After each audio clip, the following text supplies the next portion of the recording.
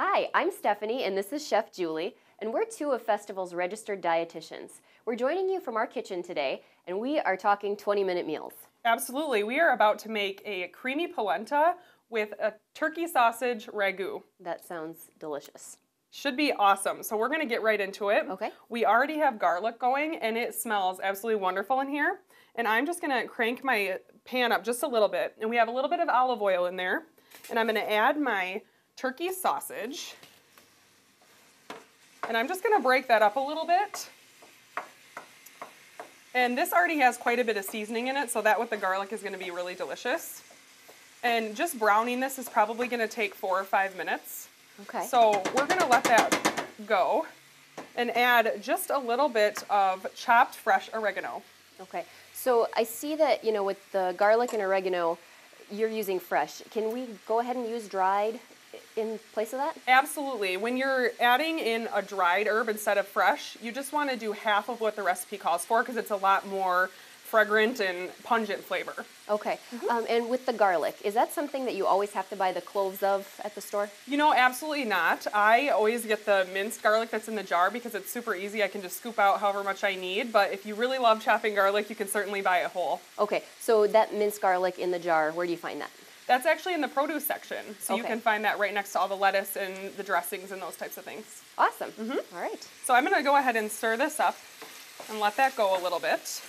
I love the smell of garlic when you're cooking. It just makes the whole kitchen smell great. Absolutely. So we're getting a little bit of brown here, but it's not where we want it yet. So the easiest thing about this is that after we get our turkey sausage all browned, then we're just going to add a jar of marinara. So that's going to give us our ragu sauce. Okay, so I don't know about all of you watching, but the Ragu thing is throwing me off. I know Ragu as a brand of marinara sauce, so that's not the case? Well, Ragu is definitely a brand of pasta Okay. sauce, but in this case, Ragu is actually, the name for it is actually an Italian meat sauce. So Okay. we're making our own sauce from scratch, and we'll call it Ragu.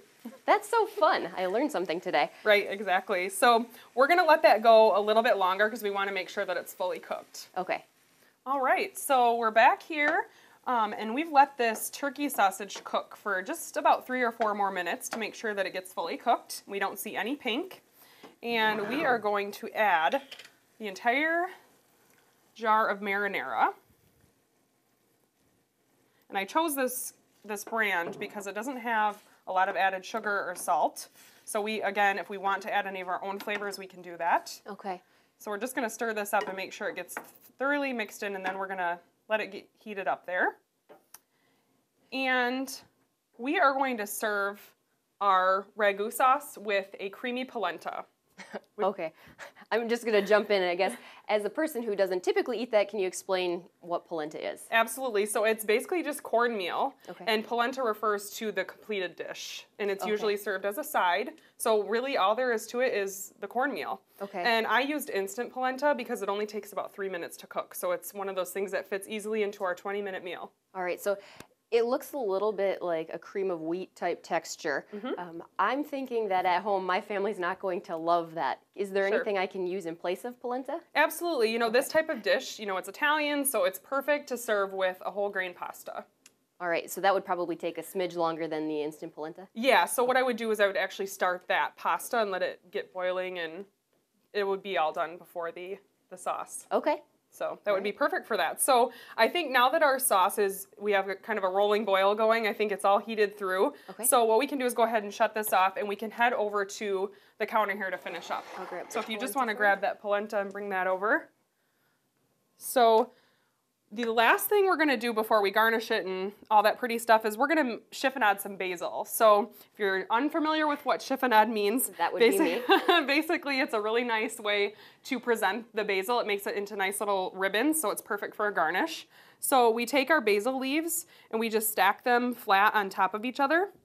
And then we're going to go ahead and roll it up like this to get it in a nice little tight roll. And then we're going to kind of slice it on a bias, just like this, and make them real thin, nice ribbons.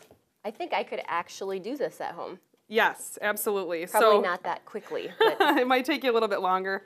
But yeah, so now we have these pretty basil ribbons, really is what it is. So Okay.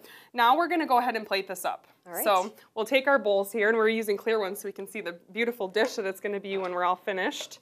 And we're just gonna take a little bit of that polenta. Look how creamy that is. And I added some Parmesan cheese to this because we love cheese. We're in Wisconsin, right? Right. And we're gonna top it off with some of that sauce. So look how pretty that is. That looks delicious. And I'll take that other one there so that you could try some. I'm assuming you'd love to. I thought the first dish was mine, actually, but I'll take dish number 2. Right. So we'll do that, and then again, we're just gonna add some of that sauce in there. And this is one of those things that you can easily reheat either of these for the next day. I am a huge fan of leftovers. Yeah. That's pretty much all I eat for lunch the next day and sometimes dinner. So as I look at this, I just thought of another idea. You use Italian turkey sausage. Right. Could I, if I'm not a fan of sausage or the Italian seasoning, can I go ahead and mix anything else in there? yeah, absolutely. You could just start with turkey, ground turkey or chicken or even beef, and then go ahead and add whatever seasonings you like to it. All right. Italian seasoning's perfect and easy for that. So we're gonna take, we already have some basil here, but we're gonna take that and go ahead and put it on top here. All right. We're gonna do that to each of them, and then we're gonna finish it off with a little Parmesan. Do you want some Parmesan on yours? Please. Thank you. And then that's it. All right, I'm going to give it a So we're taste. gonna go ahead and dig in here with our homemade Italian meal. Wow, I really like the texture of it. I didn't know if I would at first. Thank you for the idea, because I could actually put this to use at home. Absolutely. If you'd like this recipe or other recipes from Chef Julie, you can visit her blogs at festfoods.com. Just click on the health and wellness link. Back to you.